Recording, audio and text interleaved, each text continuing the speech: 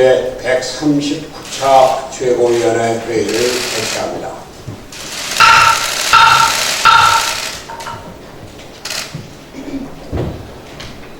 어제 국회 정치개혁특별위원회가 선거법 개정안을 의결했습니다. 한국 정치의 오랜 수건이던 선거제 개혁이 첫걸음을 뗀 것입니다. 개정안에는 국회의원 정수를 현행대로 유지하고 연동률 50%를 적용하는 권역별 준연동형 선거제도를 도입하는 방안이 담겼습니다. 완전한 연동형 비례대표제에는 많이 모자라지만 오늘의 정치 환경에 비추어 볼 때 불가피한 선택으로 생각이 됩니다. 그럼에도 불구하고 정치 개혁을 위해서는 한 발자국이라도 더 나아가야 한다는 절박감에 차선도 못 되는 차악이라도 선택할 수밖에 없었던 것입니다. 어제의 선택은 끝이 아닙니다. 더 나은 제도를 위한 새로운 협상의 계기를 만들어줄 것입니다. 앞으로 여야 간의 협상을 거쳐서 더 좋은 형태의 연동형 비례대표제를 만들어가는 계기가 될 것을 기대합니다. 여야는 작년 12월 15일 5당 원내대표 간 합의사항을 다시 한번 살펴보고 이에 충실한 합의안을 만들기 바랍니다. 특히 현역 국회의원의 동의를 얻기 위해서는 국회의원 정수를 현재 정수에서 10% 늘리는 것으로 되어 있었던 점을 유념해야 할 것입니다. 아울러 연동형 비례대표제가 다당제 연합정치의 기초가 되는 점을 인식하고 권력구조 개편을 위한 개헌 논의에 착수해야 할 것입니다.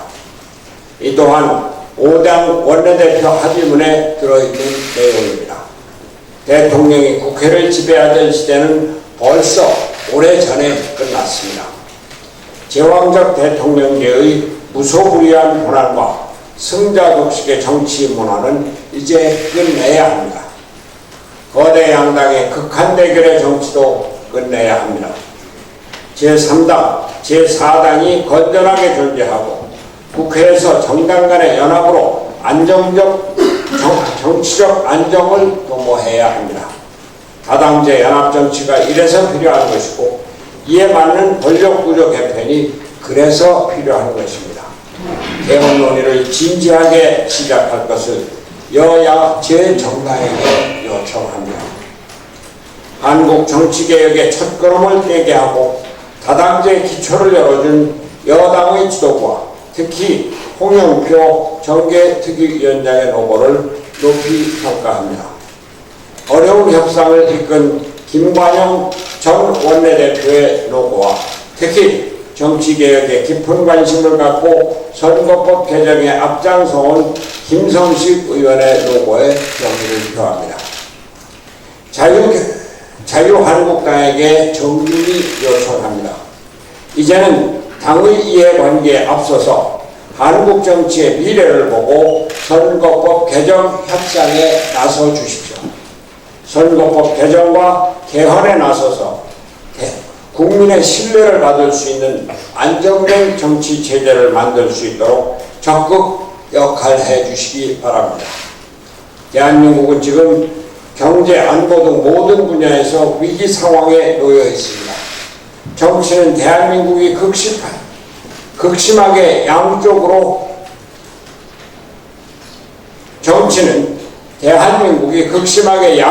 갈라서 싸움을 반복하고 정치 때문에 사회적 혼란이 더 가중되고 있습니다. 온갖 문제점을 드러낸 현 체제의 개혁이 시급합니다. 다당제에 의한 연합정치와 합의제 민주주의로 경제, 민생도 살리고 안보와 평화를 이룩하는 정치개혁에 모두 나서야 합니다.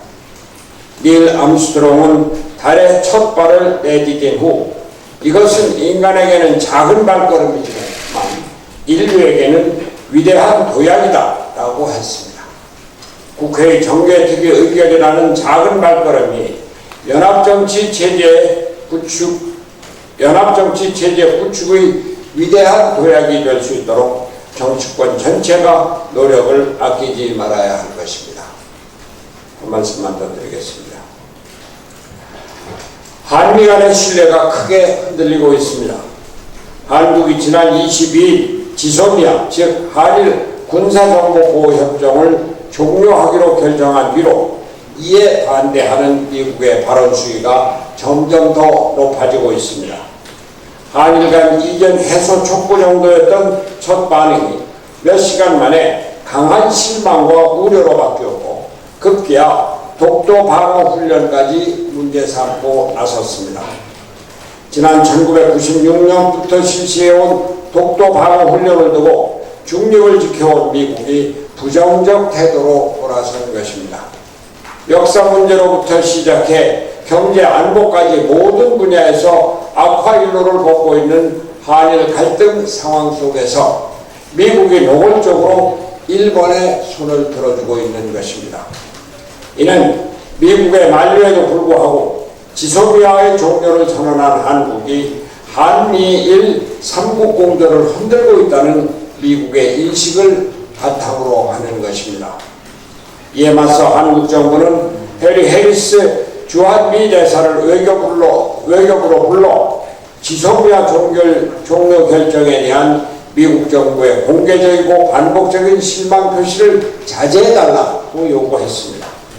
외교부는 협의란 표현을 썼으나 사실상 대사 처치를 한 것이라는 평가입니다. 한국 정부의 자제 요청에도 미국은 여전히 실망을 표명하면서 양국이 공개 충돌하는 양상으로까지 번지고 있습니다. 28일 에스퍼 국방장관은 기자회견에서 매우 실망했고 여전히 실망하고 있다고 말했고 던퍼드 합참의장도 같은 목소리를 냈습니다. 국무부도 성명을 통해서 우려와 실망을 재차 표명하고 지소미아 파기 결정이 미국과 동맹의 안보 이익에 부정적인 영향을 준다고 밝혔습니다. 국방부의 랜들 슈라이버 인도 태평양 차관보도 가까운 시일 내에 한국이 지소미아에 재가입할 것을 촉구했습니다. 미국의 압박이 가중되는 가운데 한미 동맹의 파열음이 일어나고 동맹 간의 신뢰가 심각하게 훼손되고 있습니다. 엄중한 국내외 상황에서 한미 동맹의 중요성은 그 어느 때보다도 큰데 이렇게 안보 위협이 심각하게 번지고 있는 것입니다. 청와대 안이한 안보의식을 전환할 것을 촉구합니다. 한미동맹은 대한민국 안보와 한반도 평화의 가장 중요한 organ입니다. 정부는 공식, 비공식 외교 채널을 모두 동원해 한미 간 소통을 활발히 하고 동맹 복원과 강화에 외교적 역량을 총동원해야 합니다. 문재인 대통령의 진지한 성찰과 과감한 결단을 촉구합니다.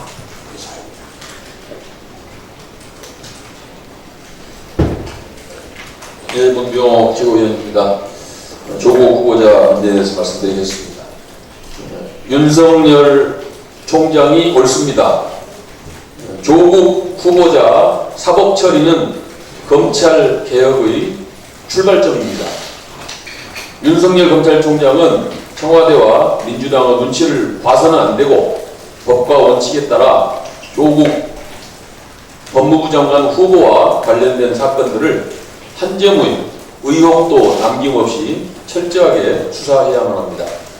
검찰이 조국 후보자를 둘러싼 의혹들에 연루된 인물들에 대해서 전격적인 압수수색을 실시하자 청와대와 집권여당이 앞서거니 뒤서거니 하면서 노골적으로 불만을 표출하고 있습니다. 청와대와 민주당은 불과 며칠 전까지만 해도 윤석열 총장을 자신들의 입에 침이 마르도록 칭찬했습니다. 윤석열 총장이야말로 검찰개혁과 적폐청산의 적임자라고 시끌벅적하게 죽여세웠습니다. 심지어 문재인 대통령은 살아있는 권력도 엄정하게 대하라고 특별하게 당부까지 했습니다. 문재인 정권의 내로남불 증상이 또 도진 것입니까? 화장실 들어갈 때와 나올 때가 다른 것입니까? 검찰이 살아있는 권력인 조국 후보자에 대하여 법과 원칙에 입각해 엄정한 법 집행에 나서자마자 집권 세력 전체가 일제히 일어나 윤석열 총장을 흠집내고 있습니다. 문재인 정권 사람들은 조로남불도 모자라 이제는 청로남불, 민로남불까지 서심없이 하겠다는 뜻입니까? 문재인 대통령은 흔들리지 않는 나라를 만들겠다고 광복절 경축사에서 말씀하셨습니다. 그런데 흔들리지 않는 나라를 만들겠다고 하면서 제일 먼저 하는 일이 검찰의 정치적 중립성을 대놓고 흔드는 것입니까? 검찰의 압수수색과 대대적인 수사 착수는 청와대와 민주당이 그려놓을 각본에 없던 것이었습니다. 문재인 정부는 조국 후보자의 수많은 흠결과 부도덕한 모습들에 아랑곳하지 않고 인사청문회를 통과 의례로 삼아 장관 임명을 밀어붙일 속내였습니다. 조국 후보자가 장관에 임명되기만 하면 박근혜 정권에서처럼 검찰을 권력의 시녀로 만들어 이른바 정면 돌파가 가능하다는 치밀한 계산을 했던 것으로 보입니다. 그러나 윤석열 총장이 법과 원칙의 칼을 뽑아들면서 문재인 청와대와 여당이 그려두었을 각본이 근본적으로 어긋나고 말았습니다. 묻습니다. 검찰 개혁이 뭡니까? 유전무죄, 무전유죄를 없애는 것입니다. 죽은 권력이든 살아있는 권력이든 모든 권력형 비리를 엄단하는 것이 바로 검찰개혁입니다. 따라서 윤석열 총장 체제의 검찰이 돈 많은 조국 후보자를, 살아있는 권력자인 조국 후보자를 법과 원칙에 따라 엄정하게 단죄한다면 우리 국민들의 오랜 수건사항인 검찰개혁은 확실하게 그 첫발을 내딛는 셈이 됩니다. 조국 후보자에 대한 엄정한 사법 처리는 조국 후보자가 발표한 어설픈 재탕 삼탕의 검찰개혁안보다도 수백 배는 더 강력한 검찰개혁 효과를 발휘할 것입니다. 조국 후보자는 검찰개혁을 말로만 외칠 것이 아니라 자기 스스로가 엄정하게 사법 처리됨으로써 자기 스스로를 검찰개혁을 위한 마중물로 내줘야 됩니다. 검찰개혁을 위해 스스로를 내어주는 일이 조국 후보자에 대한 국민들의 들끓는 분노와 민심의 크나큰 배신감을 가라앉힐 수 있는 유일한 길입니다. 불난데 부채질한다고 이 와중에 유시민 전 보건복지부 장관이 뜬금없이 조국 구하기에 나섰습니다. 유시민 전 장관은 혹세무민의 궤변으로 국민들 염장을 지르고 있습니다. 조국 사태의 원인은 조국 후보자의 편의부동과 진보 귀족의 위선에 있습니다. 그런데도 유시민 전 장관은 교묘한 궤변으로 이를 나무 탓으로 돌리고 있습니다.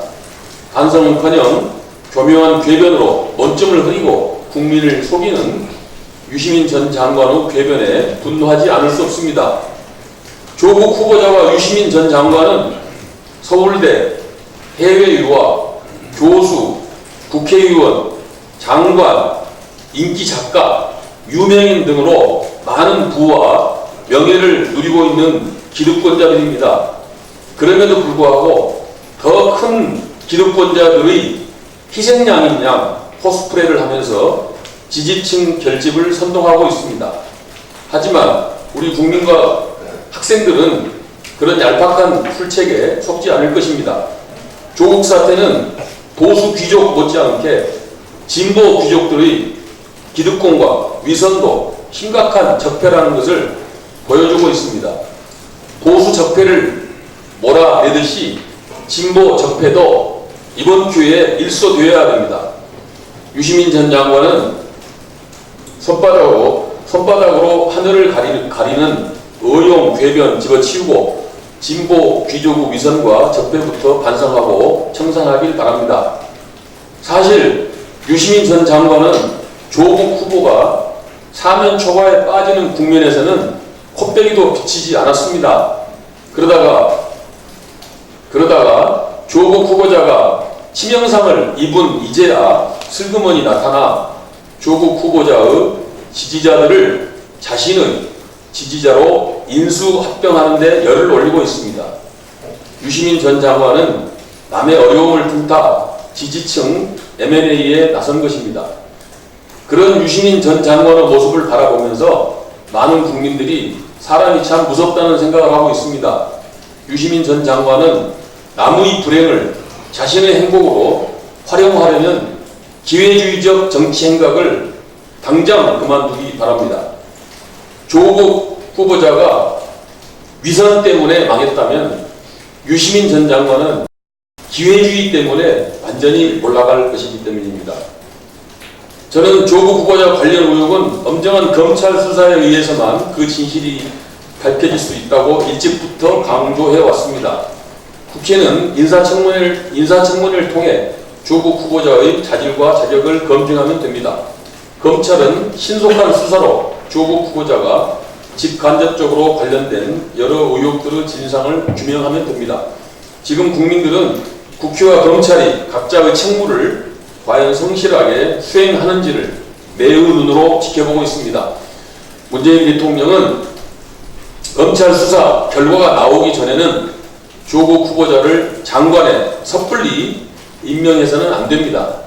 만약 문 대통령이 검찰 수사로 끝나기 전에 의혹투성이의 조국 후보자를 기어이 장관에 임명한다면 이는 수사 방해이자 국민을 향한 전쟁 선포가 될 것입니다. 박근혜 대통령이 걸었던 불행한 길을 문재인 대통령 또한 가게 될지도 모른다는 불길한 신호탄이 될 것입니다.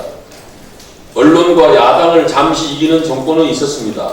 그러나 국민을 오랫동안 이기는 권력은 없었습니다. 권력이 국민을 이기려고 드는 순간, 바로 그 순간이 권력의 몰락이 시작되는 순간입니다. 대한민국은 국민의 힘으로 그 막강한 현직 대통령을 탄핵시킨 위대한 나라라는 사실을 잠시라도 잊어서는 안 될 것입니다. 이상입니다. 네, 짧게 하겠습니다. 정책위장 세입입니다. 어제 국정농단 사건에 상부심 선고가 있었습니다. 대법원 판결을 환영하고 상식에 부합한 판결이라고 평가합니다. 특히 이재용 부회장의 승계 작업과 관련한 부정한 청탁의 존재를 인정하여 실제하는 정경 유착에 대해 엄다라는 것은 큰 의미가 있고, 또 무리하다 싶은 논리로 뇌물 횡령 금액을 줄여주면서 집행유예를 판결한 2심을 논리와 경험칙에 반하고 상식에 어긋난다라는 지적과 함께 바로 잡았다는 점에서 역시 의미가 있습니다. 연장선상에서 법 제도 개선에 대해서 좀 말씀을 드리겠습니다. 제가 지난 법사위 오면서 제가 지난 후반기 국회 법사위로 오견 뒤에 법원에 그리고 검찰의 화이트 칼라 범죄, 기업 범죄에 대한 지나친 관대한 판결, 수사에 대해서 문제를 지적해 왔습니다. 특히나 양형 기준이 굉장히 관대하여 재벌 범죄를 크게 저질러도 실형을 받는 경우가 흔치 않다는 점을 지적해 왔습니다. 이번 이재용 부회장 판결에서 횡령 금액이 50억이 넘는지 안 넘는지가 관심이 집중되는데, 그 이유는 50억을 넘으면 5년 이상 그리고 무기징역까지 선고할 수 있기 때문입니다. 그런데 이런 법에도 불구하고 양형 기준은 상한선이 사실상 11년으로 제한되어 있습니다. 이러한 양형 기준은 2009년에 시행된 이후 10년째 이렇게 이루어지고 있는데 개선이 시급하여 작년에 국감때 지적한 바가 있습니다. 하지만 정작 양형위원회에서는 이에 대한 개선 계획이 없다는 입장입니다. 특히나 현재 양형위원회 위원장을 김영란 전 대법관이 맡고 계시는데 이런 한국 사회 부패 문제에서 가장 민감한 예민한 감수성을 가지신 분이 이런 양형 기준을 개정하는 데 나서지 않는 것에 대해서 심히 유감입니다. 이번 정기국회에서도 이 문제를 개선을 위해서 제가 끝까지 노력하도록 하겠습니다. 이상입니다.